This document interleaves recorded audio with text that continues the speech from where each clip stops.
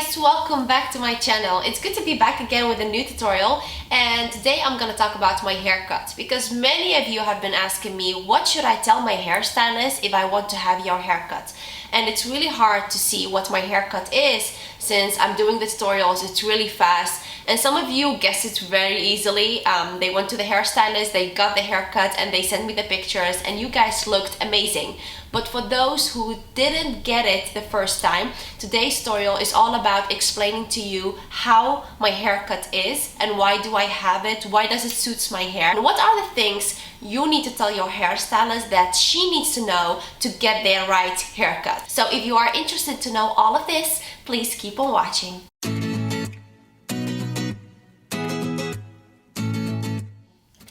First thing you guys need to know, and it's a very important detail, is that I always blow dry my hair.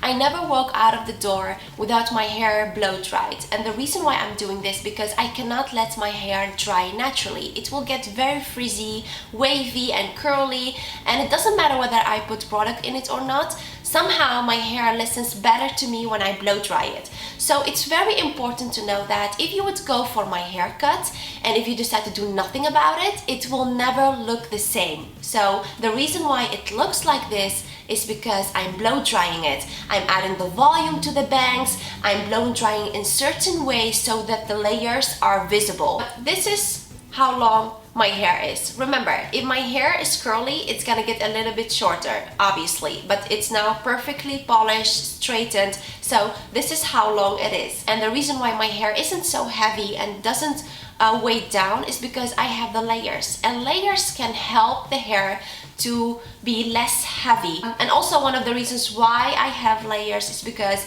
otherwise it will get very flat on top of my head. So the layers are lifting the hair up. That's one of the main reasons why I get layers, besides the fact that I really think they look very feminine. You can do so much with them, and I love the fact that it's not just straight, plain, you know. It looks beautiful on some people, but I have very long face, so I need some volume on the sides to come, you know, to make it oval. Okay, so this is the back of my hair, and I'm just gonna section the scalp, the top part off, just so I can show you guys the hair without the layers. So this is what my hair looks like without adding the layers. So as you can see, like there are no layers now, but at the front I always ask her to round the front section up. So this is, you can see it starts here where the layers are starting to show up. We're very slightly, a little bit, very naturally. You don't even see it unless I am pulling the hair down.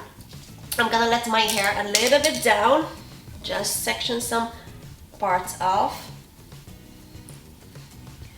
Now we have some more hair, and now you can see more layers in the front. This is my length without the layers, and here you can see some layers. And again, I kept it very long. I don't like very short, obvious layers. So I like to keep it very flowy, very natural, so it flows perfectly with the rest of the hair. I'm gonna add the rest of the hair, and this is where my layers are. Now I'm gonna part my hair in the middle, so I can also explain to you how I get this curtain look. And I have a whole tutorial about how to make these babes, you know, more obvious with a blow dry technique. You can check that out if you really want to know how to get the curtain look. Now the front section is very important to me because I don't like to have straight hair around my face without anything happening.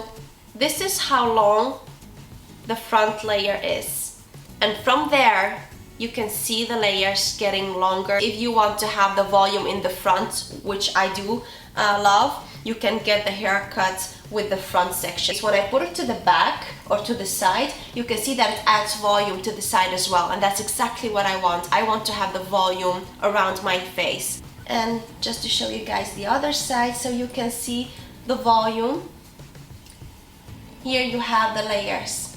Here we have the bangs and everything. Like I can choose to make it more obvious by squeezing the hair so you can see where the layers are. And And if I don't want them to show, I simply brush them with the rest of the hair, and you will never guess that I have layers. I want my layers to be subtle. I want them to be very natural, very flowy. If you have my hair length, this is how short the shortest layer should be, somewhere around my jawline. So this is very important to remember. The second thing you need to mention, and it's a very important one, what is your style routine? Like, what do you do about your hair when you get out of the shower? Do you blow dry it, or do you let it dry naturally? This is something, and it's very important to mention this to your hairstylist, because if I would let my hair dry naturally, this short layer will not be around my jawline, it will be somewhere around my eyebrow. Because my hair is curly, it will jump up. Now you will not be very happy about that. So it's very important to tell her that my hair is naturally curly. If I let it dry naturally, it will jump up. So the layer should be a little bit longer, because when it's dry, it will get shorter. That's a very, very important point. You need to mention to your hairstylist everything you do about your hair. I can imagine it might be a little bit scary for you if you have very long hair to cut it all off. The layers might look a little bit too short.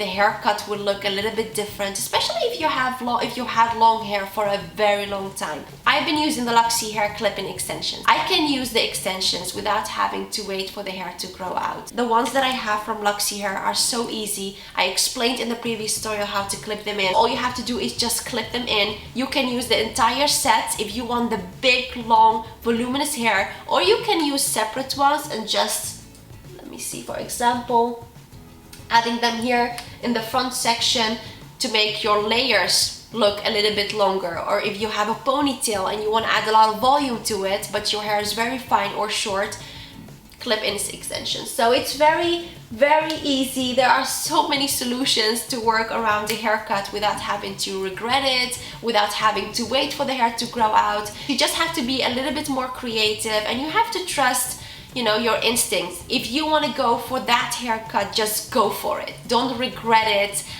Don't think, oh my god, what have I done? Play around with it. You know, be more creative. Enjoy having pictures, looking back at them and realizing, oh my god, I had different haircuts, I tried it all, I had the beautiful hair color then, and when I was 30 I went for the bob. So just enjoy it and have fun with it. So that's it for today's tutorial, you guys. I really hope you've enjoyed it. I hope you can use the information that I gave you to get the perfect haircut. Comment below and let me know what you want to see next here on my YouTube channel. Give this tutorial a thumbs up if you've enjoyed it.